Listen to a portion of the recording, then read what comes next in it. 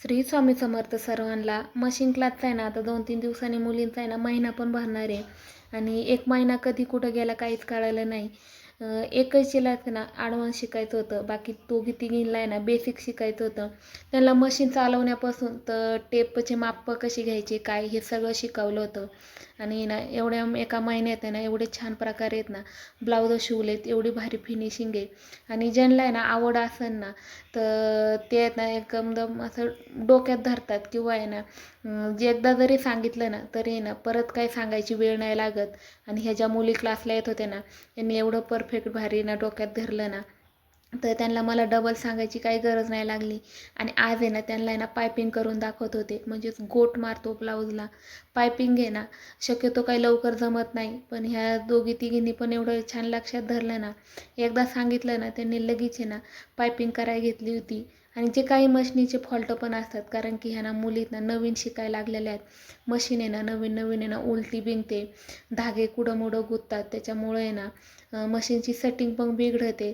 तेच त्यांना सांगत होते की कशी सेटिंग नीट करायची. तर आता ही झाली ना गुंतली नाही तर ना इथं इथं धागा ओढून बघा, इथं धागा ओढ बरं, किती आवाज येतोय. हे बिंगवलं का आता अजून आवाज येतोय. आता आता ओढून बघ बरं, पहिला येतोय का काय. आता ढिलं, आता ढिलं. मग याच्यावर हे करायचं. काही काही धागे पण आहेत ना आवड राहतात, धाग्यात पण फरक राहतो. टाकायला येतो ते.